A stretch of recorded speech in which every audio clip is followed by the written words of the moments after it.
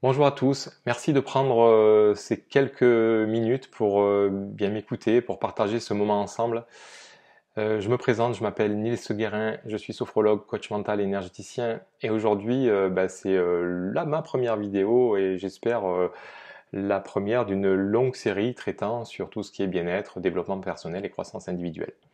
Et aujourd'hui, pour commencer cette série-là, je voulais vous partager une information qui me paraissait particulièrement intéressante et pertinente. Saviez-vous que seulement 1% de la population se forme de manière régulière à des techniques de croissance individuelle et de développement personnel? Alors qu'est-ce que ça veut dire? Eh bien, ça veut dire que les 99% des autres personnes ne le font pas de cette manière. Ça ne veut pas dire qu'elles le font jamais, ça veut simplement dire qu'elles ne le font pas de manière quotidienne. Personnellement, je constate qu'il y a beaucoup de personnes qui viennent, qui poussent la porte de mon cabinet pour des problématiques qu'elles n'arrivent pas à régler. Un peu comme quand on va chez le garagiste, quand on a le pneu crevé. Donc c'est déjà très intéressant. Moi je trouve que c'est déjà plutôt intéressant de faire cette démarche plutôt que de rester avec un pneu crevé pendant des années. Ce qu'une autre partie de la population peut faire, on le constate tous autour de nous, il y a des personnes qui sont dans une frustration, par exemple de couple, une problématique à l'argent, problématique émotionnelle, de déprime, etc. et qui restent comme ça pendant des années, voire quasiment une vie. Donc moi je trouve que c'est un peu dommage. Aujourd'hui, il y a les moyens, il faut juste aller les chercher. Alors c'est sûr que c'est pas gratuit, ça a un coût, même en termes d'énergie, pas forcément un surcoût d'argent, parce qu'il y a plein de choses qui sont gratuites aujourd'hui sur Internet, etc. Mais d'aller forcément s'investir de cette manière-là. Donc les personnes qui le font de manière plus ponctuelle, elles vont de temps en temps font faire des petits sauts comme ça et grandir. À chaque fois que ça bute un peu, on résiste, on résiste, on résiste, et puis hop, on saute et on grandit. Là, mais moi, mes propos, c'est de dire de le faire systématiquement, quotidiennement, comme une entreprise. Comme une entreprise investit finalement bien une partie de sa richesse, de ses ressources, de ses profits en termes de recherche et développement et d'investissement sur le long terme. Voilà comment moi je vois les choses. Investir sur vous quotidiennement, c'est par exemple vous achetez un livre, simplement un livre, ça coûte pas cher, sur la thématique où vous vous sentez par exemple le plus ou la plus frustré. Ça peut être le couple, encore une fois, l'argent, ça peut être sur la manière dont vous allez aborder vos émotions, etc. Et ben voilà, vous informer et apprendre. On passe toute une partie de notre vie à apprendre, entre guillemets, surtout quand on va à l'école, là, de nos 3-4 ans jusqu'à nos 20 et 25 ans, pour ceux qui font des plus longues études, peut-être même 30 ans, enfin bref, pas le débat.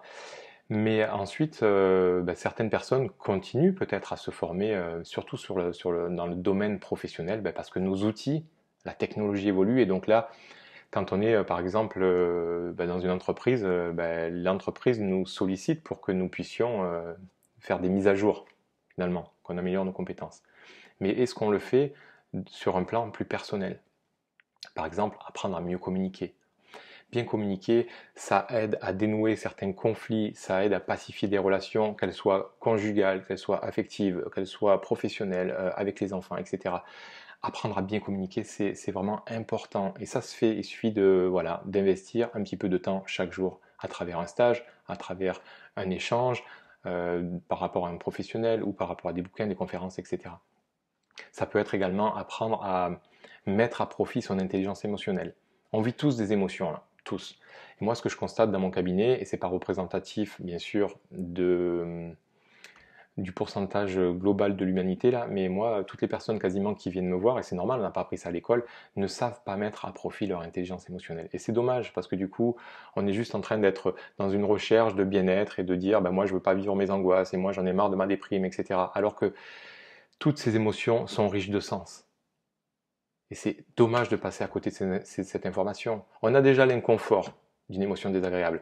Pourquoi ne pas l'équilibrer avec l'information riche qu'elle nous apporte? Donc c'est ça, finalement, apprendre de ses émotions, apprendre à mieux communiquer, apprendre à mieux gérer son temps, par exemple. Il y a des personnes qui sont toujours à fond, ça crée du stress, ça crée de l'anxiété, etc. Donc ça s'apprend également à mieux gérer son temps, apprendre à travailler sur ses pensées. Voilà. On sait que maintenant, il y a des milliers et des milliers de pensées par jour qui tournent en boucle comme ça, et c'est toujours les mêmes, en gros. Donc là, c'est reformater son disque dur avec des pensées plus positives, des croyances plus positives. On a des croyances limitantes qui peuvent péter comme ça en quelques minutes quand on va voir un praticien. Donc, se former, apprendre, pour apprendre à mieux vivre, pour apprendre à développer son potentiel. Voilà. Il y a tout un tas, par rapport à la santé notamment, on peut apprendre pareil, on a appris à manger suivant le milieu où on a été élevé, donc notre famille, et puis après un petit peu ce qu'on voit à la télé, ce qui n'est pas toujours très intéressant. Et donc voilà, ça peut être apprendre à mieux se nourrir, mieux manger pour être en meilleure santé. Voilà. On sait tout ça, mais c'est pas pour autant qu'on apprend et qu'on le met en pratique. Donc développer sa confiance, développer sa volonté, avoir une meilleure énergie, voilà. Donc tout ça, ça s'apprend.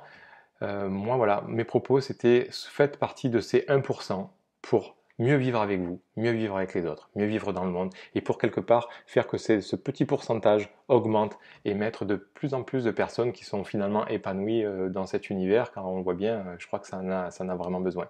Voilà, je vous dis à bientôt et au plaisir.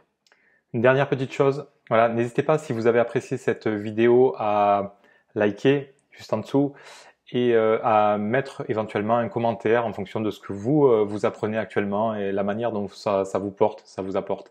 Voilà, n'hésitez pas, tous commentaires seront les bienvenus. Merci, au plaisir.